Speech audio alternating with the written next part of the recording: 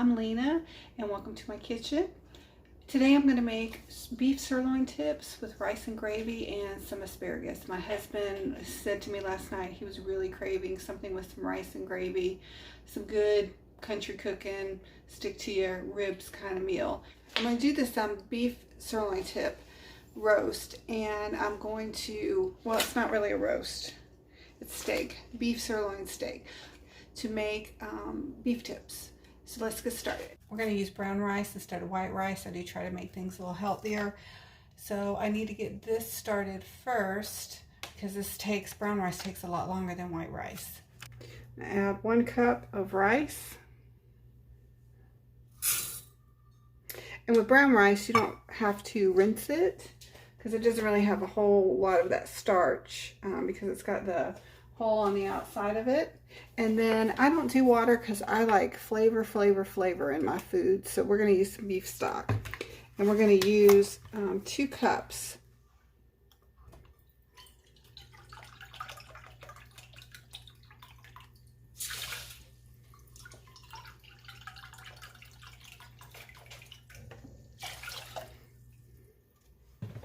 Might add a little salt. You don't need a lot because the broth has salt in it. I like to add garlic, just a taste. So I don't measure. I have a hard time measuring. I just kind of learned from my mom. I watched her just kind of dump things in and then with taste. So I kind of just learned how to do it by taste. And it is important. If you're cooking something, you need to taste it to make sure that it's fit for serving, or if it needs seasoning, or just anything. You should always be tasting your food as you go along. All right, this is going to come to a boil. Once it comes to a boil, we're going to reduce it down to a simmer and put a lid on it, and it should go for about 40 minutes. Cut my sirloin up and season it. My rice is coming up to a boil. I'm going to go ahead and cut this sirloin up into bite-sized pieces and then season it. And I will be trimming off some of the excess fat because you don't want the gristle. You don't want to bite down on a whole bunch of gristle. My rice has come to a boil, so I'm going to turn the burner down to simmer. And I'm going to pop a lid on it. And like I said, trim off some of the fat. These are about the size pieces that you want for your tips. They don't have to be perfect, but get them kind of similar so that they do cook kind of at the same time. Again, I'm going to take off some of this gristle.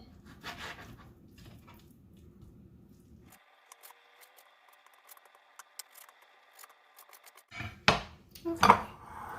These are cut up. I'm going to clean up and I'll be right back. There's a little bit of scraps. I'm going to cook those up and Samson will get a treat tonight. All right, now I'm going to season this.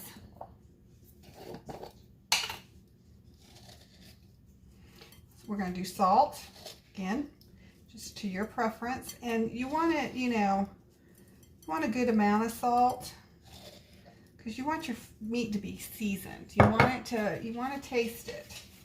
Of course, if you have high blood pressure, you can reduce the amount of salt. I'm using garlic powder, probably about a tablespoon. Onion powder, about the same. And some Worcestershire sauce. Worcestershire? I know people have a hard time saying it. I just call it Worcestershire sauce, which I'm sure I am saying it wrong. Probably a good tablespoon to 2, and then some olive oil, and I use extra virgin, just maybe a tablespoon of that. I made ramen a little earlier. I haven't had it in years. I'm talking probably 10 years or more, and my son made some and I was like, oh, let me taste it, because a childhood memory, and I loved it.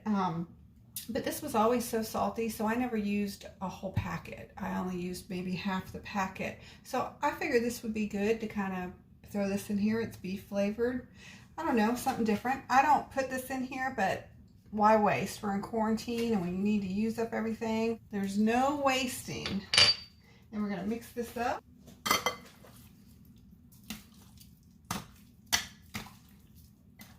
Oh, that looks good. It smells good too.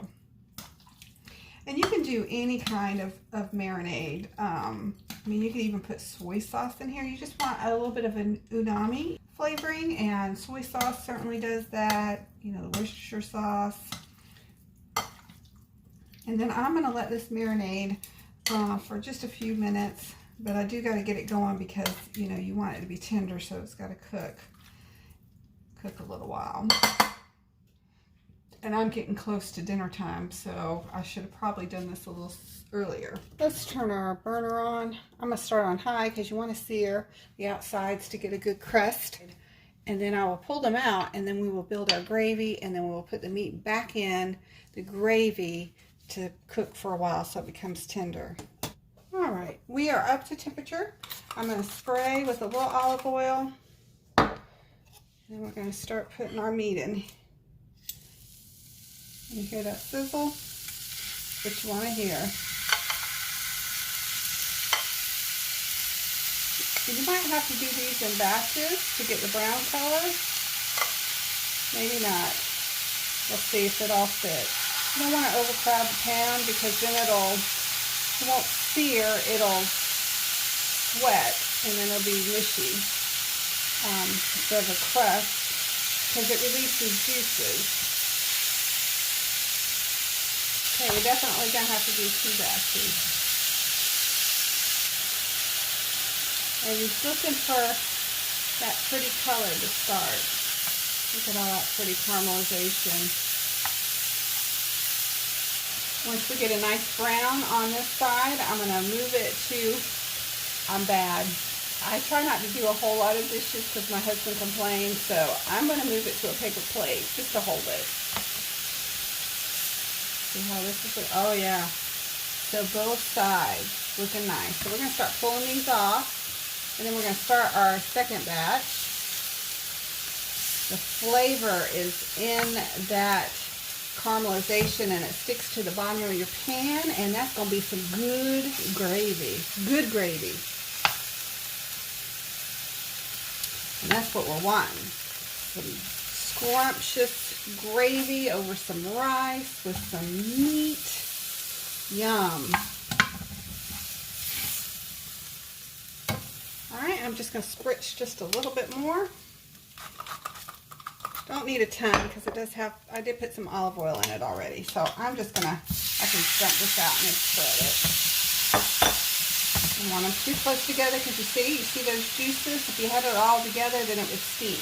That's the word I was looking for. It would steam and you wouldn't get the color.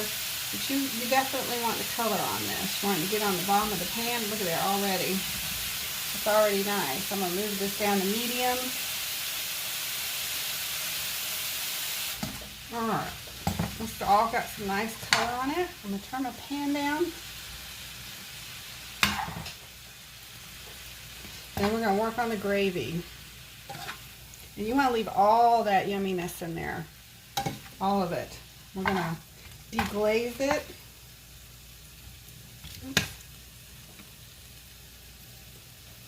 So I've got 2 cups of beef broth. I'm going to deglaze it with the beef broth. Flavor. I'm not a big fan of just water. It's all about building layers of flavor. And then I'm going to deglaze the pan. And what country cooking isn't equipped with a wooden spoon? My mama used to spank me with these. I didn't get a lot of spankings, but when I did, I deserved it. And she was in the kitchen all the time cooking. I always had a wooden spoon. She would pop my hind end or leg with one of these, and boy, I tell you what, I stopped. I have no problems with spankings. I'm not traumatized. I don't feel like I was abused, but I knew my place. But anyway, that's what the wooden spoon brings back memories of. And like I said, I was a pretty good kid. I didn't get a ton of spankings, but I got some. Wasn't perfect. God made me imperfect, just like everyone else. We all make mistakes. Just got to learn from them. Okay, so now I've got all that juicy bit off the bottom. And then I'm going to taste it right now for seasoning to see if I do need to add anything else.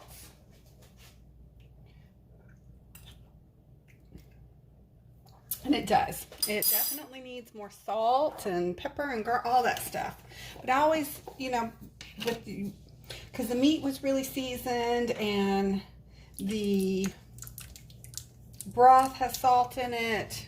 Put some pepper. I forgot to put pepper on my meat. I knew I was forgetting something. So make sure you do salt and pepper when you're seasoning your meat. I just didn't have it out and I forgot. And a little bit of onion, garlic powder, a little bit of onion powder. And then what I do is, because I didn't make a roux to start this, I'm going to add cornstarch. So let me do that. All right, and I just have a little bit of water. And I'm going to add probably just a heaping, oops, and here I go again, making a mess. A heaping, this is a teaspoon, but you know it's definitely a tablespoon. And mix it in until it's all dissolved. And they call it a slurry. Now that it's starting to come up to a boil, I just kind of slowly drizzle this in until I get it to the thickness that I want. At this point, I don't think I want it too thick because, you know, I want it to be a little bit like a broth while the meat is cooking, and then I'll add in more to thicken it at the end. So maybe just a smidge more, and then I think that's good. And I don't know if a lot of y'all have access to this, but this helps sauces and stuff. It's called Maggi seasoning, and we just kind of put it in there, and it helps intensify the flavor. And you know, I honestly have no idea, just a few little drops, what's in it. I've never read it. I just know my mama used it, and so we have it. My husband, you know, he likes to use it to make this dipping sauce for steaks. He uses part Worcestershire, part Maggi, and some butter, and then I think he puts parsley in the sauce, and you dip your steak in it. It's really delicious. All right, we're gonna add back our steak. Let this come, actually I want this to come to a boil first. I want it to come to a boil. I'm gonna add in my steak. We're gonna cook this until it's tender. We're just gonna dump it all in. Juice and everything, you want all that good stuff.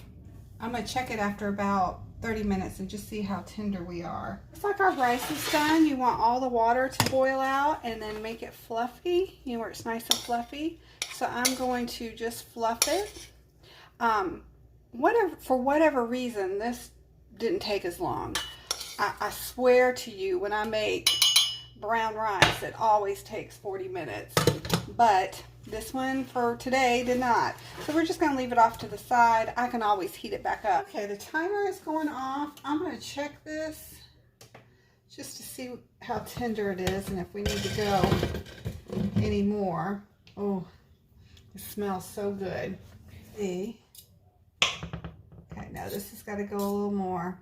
It's not quite there yet, but it's getting there. It's kind of hard to see it in the juice, but see, it cuts.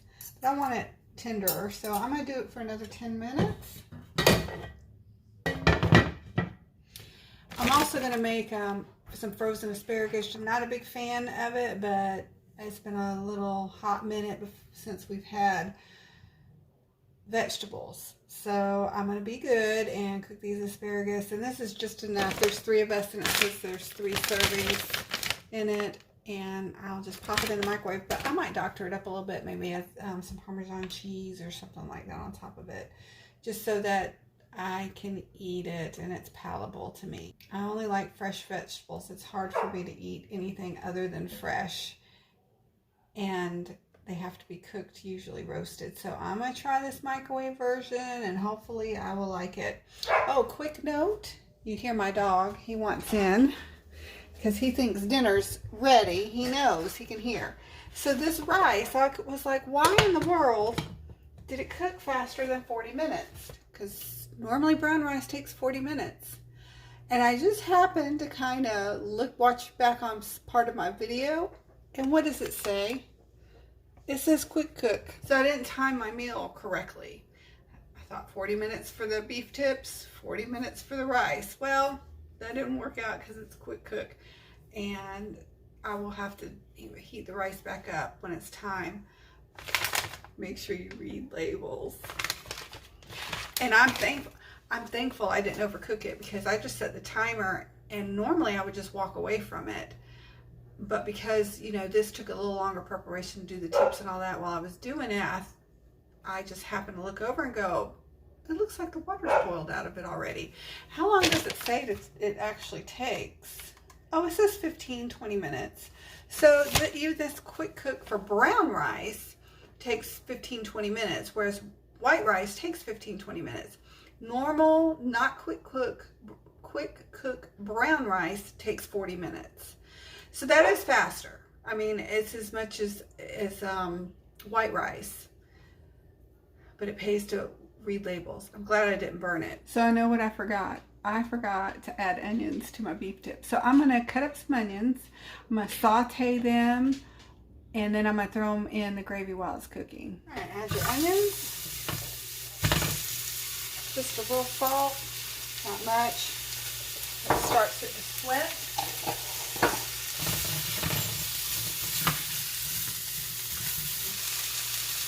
Normally I would do this in the pan before I added the meat. I totally forgot. So normally what I do before I do the meat, I sear the onions.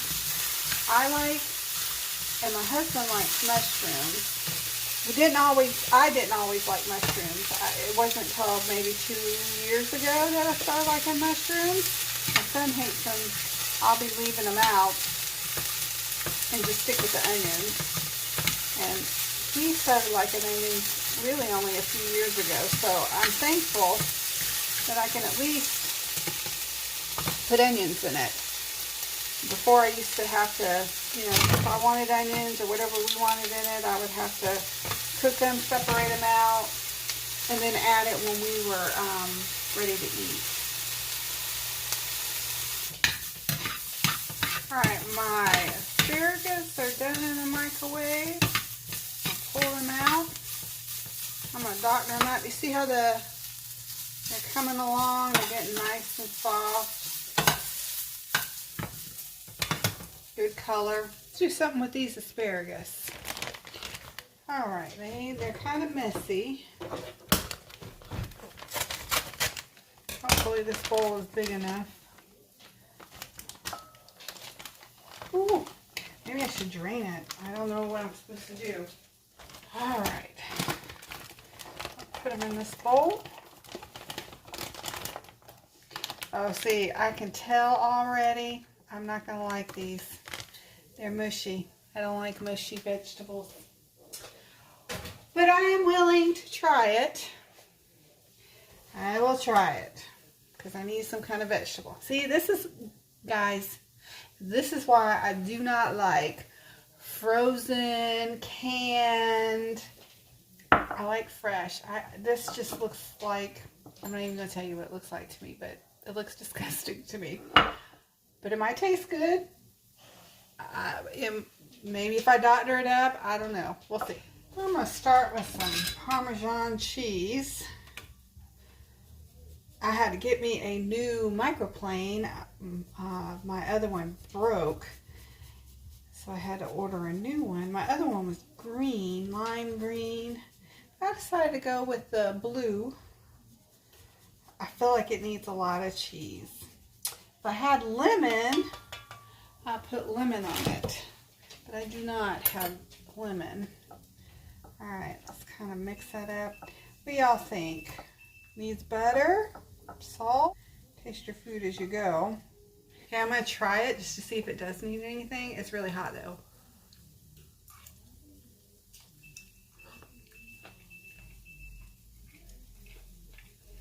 Okay. Even though it's mushy, it's not bad. I mean, it tastes like asparagus. So I'm going to add, need salt though. So I'm going to add salt. And then I think that's pretty good. I mean, the Parmesan and the salt, I think, is good. Like I said, if I had a little bit of lemon, I would add the lemon in there. Alright, so I'm going to set this to the side. And now we're going to work on the rest of the meal. Okay, our beef tips are done. They're nice and tender. I'm going to add these onions that I forgot to put in previously.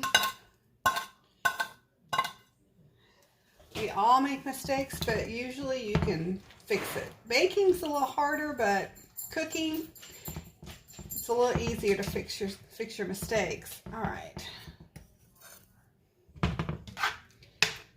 So now I need to thicken this up, but the meat is nice. I mean, I can break it, as you can see. I don't know, I'm making a mess, but I can break it with the tong. I thicken up the sauce with the leftover cornstarch.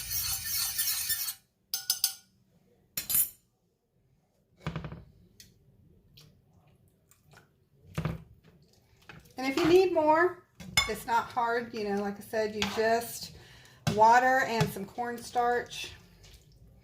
You can make more, but I'm looking this to be a nice thick gravy. Some people like thinner gravy, but my family, we like a thick gravy. Kind of sticks to everything. See how that's getting a lot thicker? I'm going to put this rice on this burner. It's already warm from cooking the onions, so that'll kind of warm it up a little bit. But yeah, look at that. It's getting a lot thicker. And then I'm going to add a tablespoon of butter. Yes, everything's better with butter. And that'll help shine it up some more. Us Southern cooks, we love our butter. And it's got to be real butter, none of that margarine crud. And believe me, if you have health issues, I get it. You do what works for you and is healthy for you. And I know a lot of people can't do butter, but we can in this house. So I stick to the butter. All right, I'm going to serve this up and let you see what it looks like and what it tastes like, because it smells good. And it is 6 o'clock and I'm hungry. Just added a half a cup of rice. And then I'm going to do just a little bit, because again, I am trying to watch my weight. So I'm going to just add a little bit of meat. I figure that's about 4 ounces. I really should be measuring. I am not measuring. But I can eyeball and kind of tell.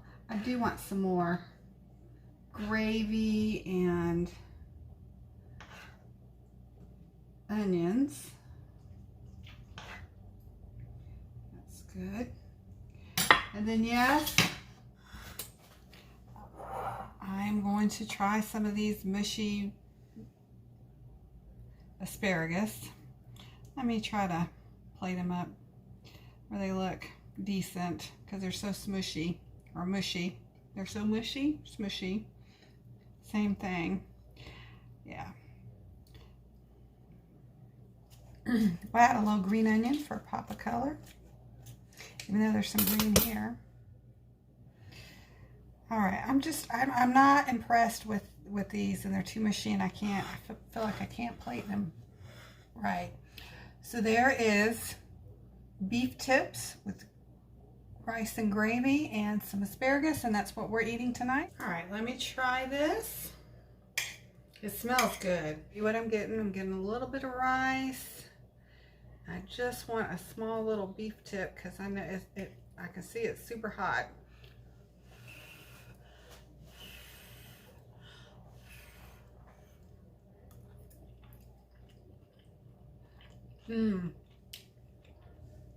Tender, flavorful. Reminds me of my mama's cooking.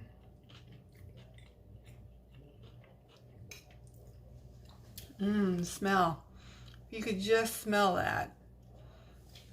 I'll serve y'all up a bite. Let me serve it. Look at that. It's just pulling apart. I didn't even have to use a crock pot or anything. That was just on the stove and took 45 minutes. Let you see, taste. Mmm.